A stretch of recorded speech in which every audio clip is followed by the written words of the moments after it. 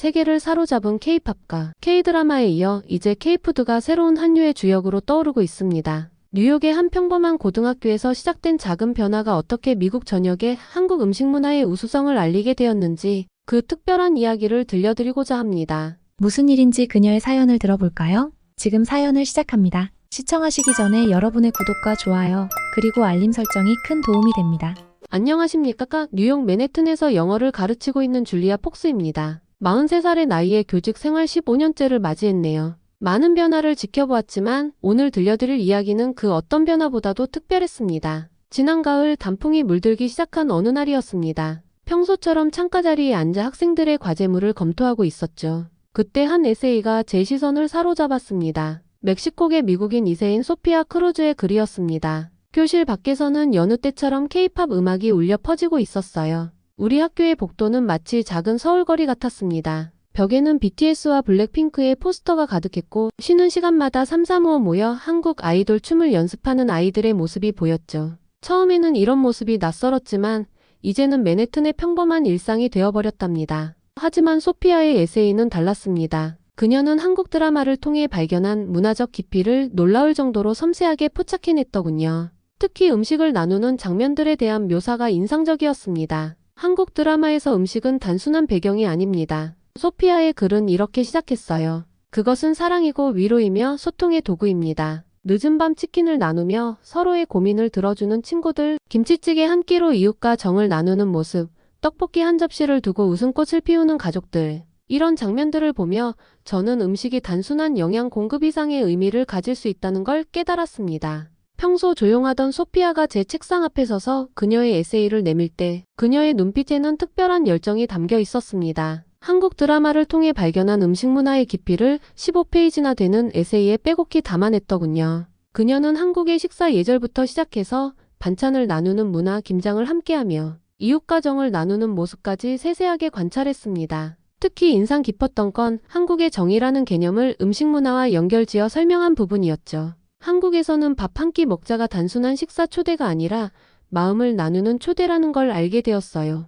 혼자 밥을 먹는 사람을 보면 함께 먹자고 권하는 문화, 늦게 들어온 가족을 위해 끝까지 밥솥을 비우지 않는 정성. 이런 작은 배려들이 모여 하나의 문화를 이루고 있더라고요. 소피아의 관찰은 계속되었습니다. 드라마에서 보면 늘 누군가 음식을 만들고 있어요. 바쁜 현대 사회에서도 이렇게 직접 음식을 하는 모습이 자주 나오는 건 그만큼 한국인들에게 음식이 중요하다는 뜻이겠죠. 특히 어머니의 손맛, 할머니의 레시피 같은 이야기가 나올 때면 음식이 단순한 먹거리가 아닌 하나의 문화유산처럼 느껴졌습니다. 에세이를 읽으면서 저는 그동안 우리 학생들의 한국 문화에 대한 관심을 너무 피상적으로만 바라보았다는 걸 깨달았습니다. K-팝과 드라마를 통해 시작된 관심이 이미 그들만의 방식으로 깊어지고 있었던 거죠. 다음날 저는 소피아의 에세이를 교내 문예지에 실어보자고 제안했습니다. 이런 깊이 있는 문화적 통찰을 다른 학생들과도 나누면 좋을 것 같은데 어떻게 생각하나요? 처음에는 쑥스러워하던 그녀가 마침내 고개를 끄덕였죠.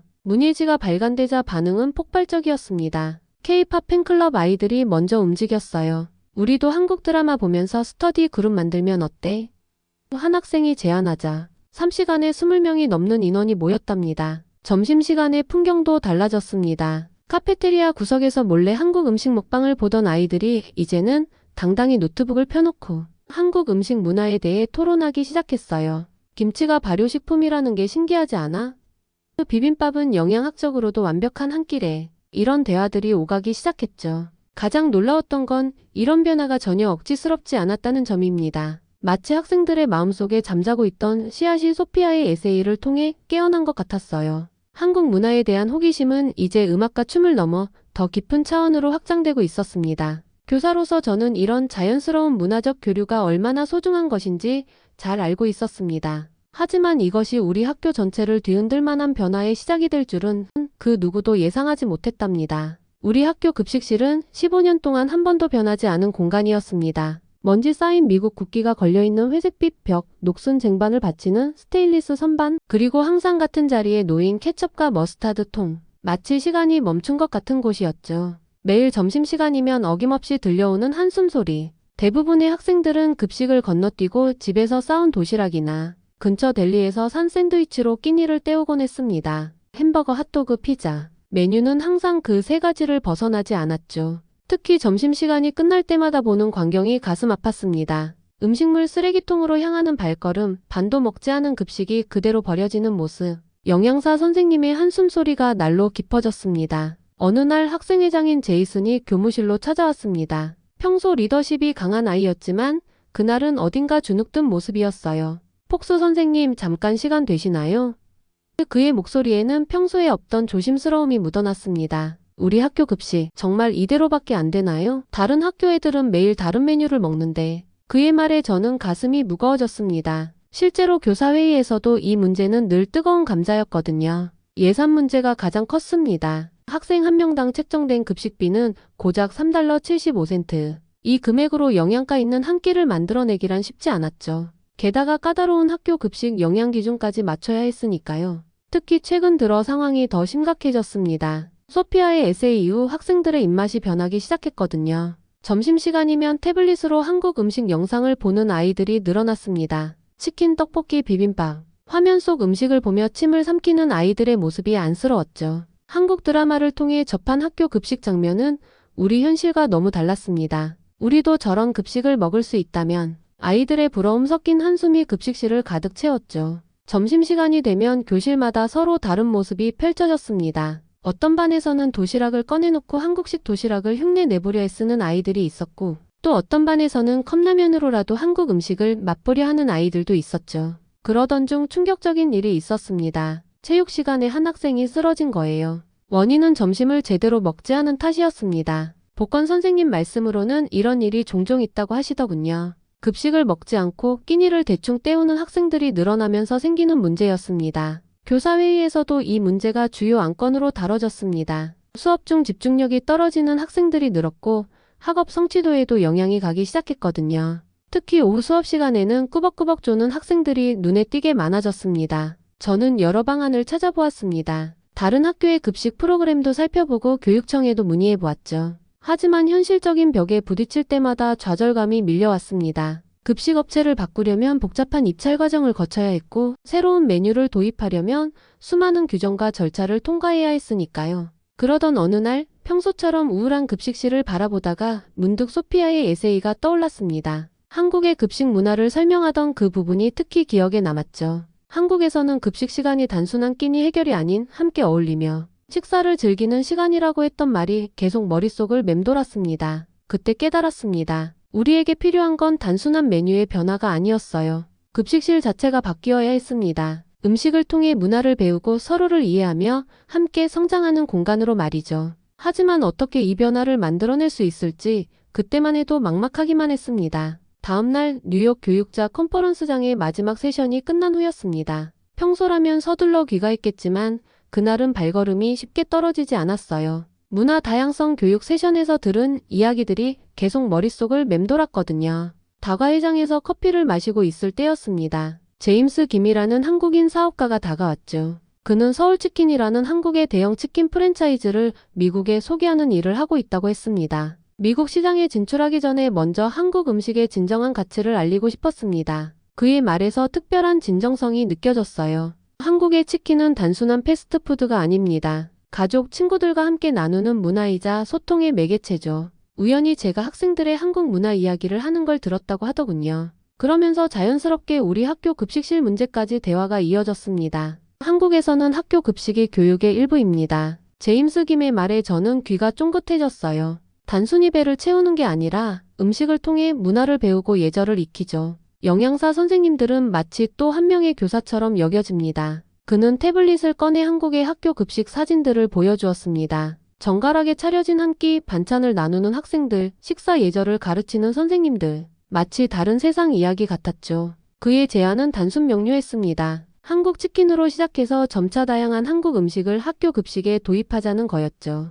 처음엔 현실성이 없어 보였습니다. 하지만 제임스 김은 이미 모든 준비를 해둔 상태였어요. 뉴욕시 학교 급식 기준에 맞춘 레시피를 개발했습니다. 현재 급식 단가로도 충분히 가능하고요. 그는 태블릿을 넘기며 자세한 계획을 보여줬습니다. 한국의 영양사들과 협력해서 미국 학생들의 입맛에 맞게 조절했어요. 매운맛은 조절하되 한국 음식의 본질은 지켰죠. 밤늦게까지 대화가 이어졌습니다. 그는 단순한 사업가가 아니었어요. 한국 음식 문화의 진정한 가치를 전파하고 싶어하는 문화전도사 같았죠. 특히 인상 깊었던 건 우리 학교의 특별한 상황을 정확히 이해하고 있다는 점이었습니다. 집으로 돌아오는 길, 머릿속은 온통 새로운 가능성으로 가득했습니다. 다음날 아침 일찍 교장실을 찾아갔죠. 평소 새로운 시도를 꺼리시던 교장 선생님의 반응이 걱정됐지만 이번만큼은 달랐습니다. 우리 학교가 뉴욕 최초로. 교장 선생님의 눈이 반짝였습니다. 변화는 이미 시작되고 있었네요. 드디어 그날이 왔습니다. 평소 한산하던 급식실 앞에 긴 줄이 늘어섰어요. 첫 메뉴는 한국식 치킨이었습니다. 소떡소떡 김치 그리고 레모네이드를 함께 준비했죠. 가장 까다로운 입맛을 가진 제시카가 첫 번째로 급식을 받았습니다. 모두의 시선이 그녀에게 쏠렸죠. 조심스럽게 치킨 한 조각을 집어들더니 이게 천국의 맛인가요? 그 한마디에 급식실이 환호성으로 가득 찼습니다. 특히 김치를 처음 맛보는 학생들의 반응이 인상적이었어요. 매워. 근데 멈출 수가 없어. 소피아가 웃으며 외쳤습니다. 평소 조용하던 그녀의 활기찬 모습에 저도 모르게 미소 지었죠. 학생들의 식사 예절도 달라졌습니다. 평소 어수선하던 급식실이 질서정연해졌어요. 줄을 서서 차분히 기다리고 음식을 남기지 않으려 노력했죠. 서로 음식을 나누며 한국의 식사 문화를 이야기하는 모습도 보였습니다. 학생회장은 즉석에서 설문조사를 시작했어요. 맛양 다음 급식 참여 의향 등을 물었죠. 결과는 압도적이었습니다. 98%가 긍정적인 반응을 보였어요. 영양사 선생님도 기뻐하셨습니다. 15년 근무하면서 음식물 쓰레기가 이렇게 적었던 날은 처음이에요. 몇몇 학생들은 레시피를 물어보기도 했습니다. 집에서도 한번 만들어 보고 싶어요. 오후 수업 시간, 선생님들 사이에서도 변화가 감지됐습니다. 학생들의 집중도가 눈에 띄게 좋아졌거든요. 배고픔 때문에 수업에 집중하지 못하는 경우가 확실히 줄었답니다. 더 놀라운 건 제임스 김의 반응이었습니다. 학생들의 호응이 이렇게 뜨거울 줄은 자신도 몰랐다며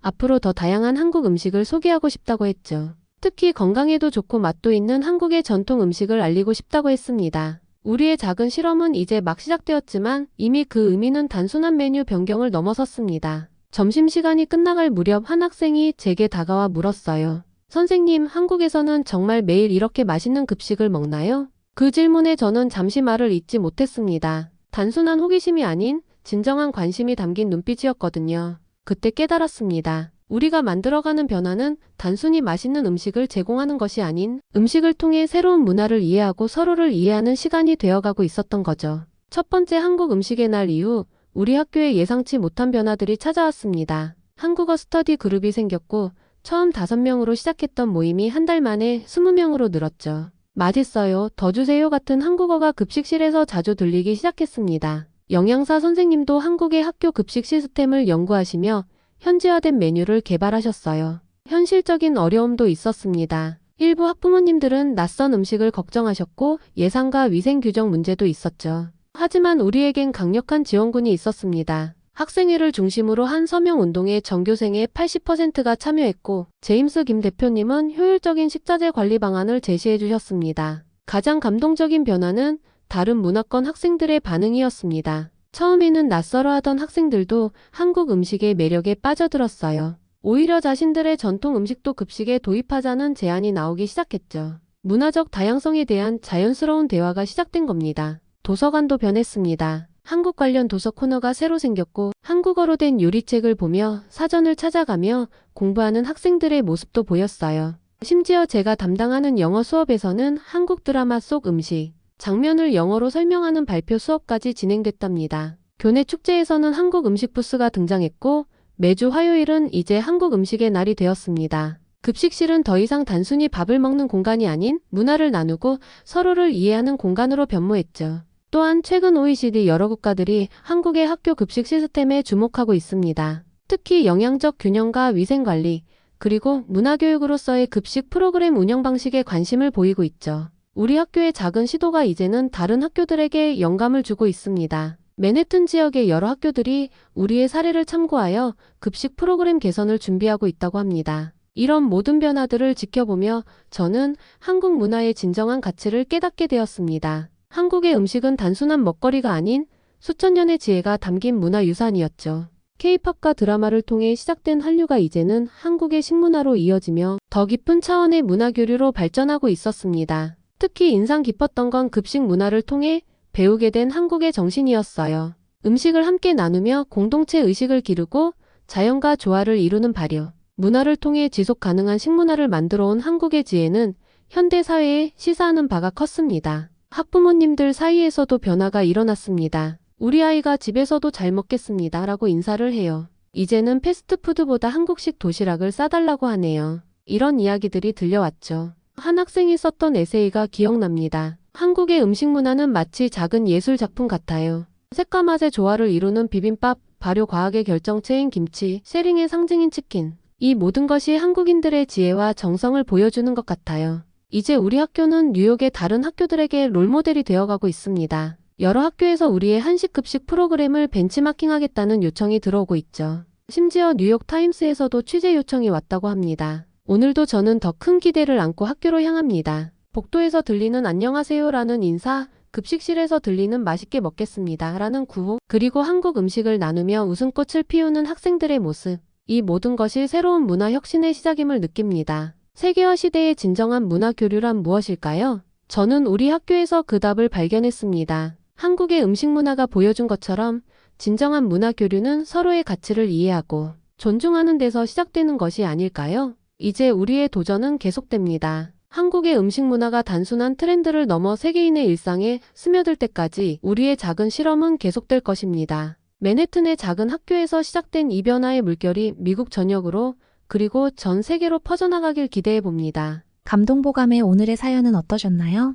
여러분의 이야기를 들려주고 싶은 분들은 언제든지 사연 제보 부탁드립니다. 여러분의 사연 하나하나가 감동보감 사연을 제작하는 큰 힘이 됩니다. 감동보감은 감동적인 사연을 언제나 환영합니다. 오늘의 이야기가 마음에 드셨다면 구독과 좋아요, 알림 설정 감사합니다.